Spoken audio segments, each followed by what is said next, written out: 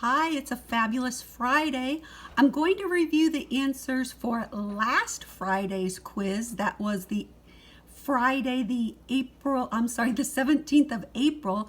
These answers are not for today's quiz. Remember, this is how we did it when we were in school. I would give you the answers for the previous quiz, and then you would take the new quiz. All right, so if you're having trouble, watch these answers and it should help you for today's quiz. Reviewing last Friday, the first question says, Miss Rivera is setting up the classroom for a poetry show. There are 4 rows of chairs with 12 chairs in each row. How many people will be able to sit and watch the show?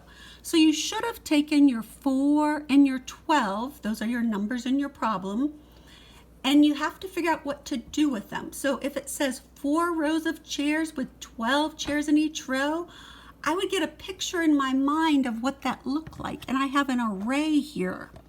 All right, so I have 1, 2, 3, 4 going down. That was one of the numbers I had to use.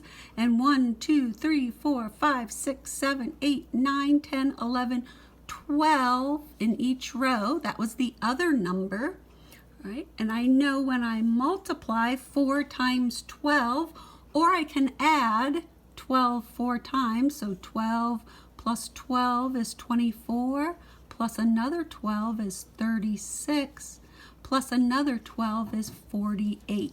So the answer for 4 times 12 or 12 times 4, you get 48 was the correct answer for that problem last Friday. The answer to the second problem on last week's quiz, let me read the problem. Tina and Jack are getting ready for a party. Tina blows up 75 balloons and Jack blows up 87 balloons. Gina decides to help them and blows up 48 balloons. How many balloons do they now have all together? So I look at my numbers. I've read it once. I look at my numbers. I have 75, 87, 48. So those are the possible numbers I need to use. Now I have to figure out what to do with them. So Tina has the 75 she blows up, and Jack 87, and Gina 48. I have the word all together, so they're putting the balloons all together, so I'm going to add those. So I make my column and I stack my numbers, and I have ones, tens, hundreds. When I say each of these numbers, 75, 87, 48, I don't have any hundreds, so there's not any numbers in this column yet.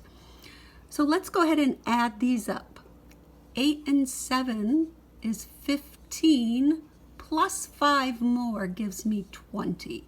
So I put my 0 in the ones place, because when I have the number 20, 0's in the ones place, and my 2 gets moved to the tens place. I have 7 and 8 is 15, 16, 17, 18, 19, 20, 21. I put my 1 down, carry the 2 to the hundreds place. 2 plus nothing is 2. So my total answer on last week's quiz is 210 balloons. The answer to number 3 on last week's quiz. This one was a little tricky. Let's see what it says. Jesse is going to paint his bedroom wall. The wall measures 10 feet tall and 12 feet wide.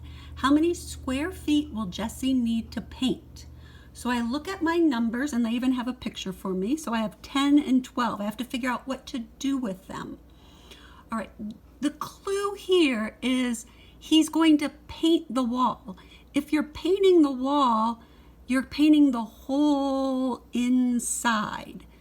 Some of you solved and added these 2 sides here. Well, if he only painted this line and this line, he wouldn't paint the whole wall. So if he's solving to paint the whole wall, he's solving for area. He's painting the inside. So area equals length times width. So he's going to paint everything in here. Length times width. So if I count by tens 12 times, 10, 20, 30, 40, 50, 60, 70, 80, 90, 100, 110, 120. I counted by tens, 1, 2, 3, 4, 5, 6, 7, 8, 9, 10, 11, 12 times.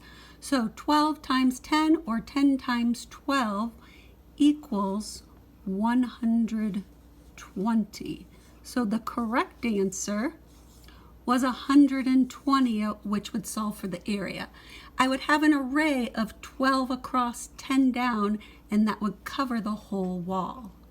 The fourth answer to last week's quiz, let's look at the problem. It says find the total area of the figure below.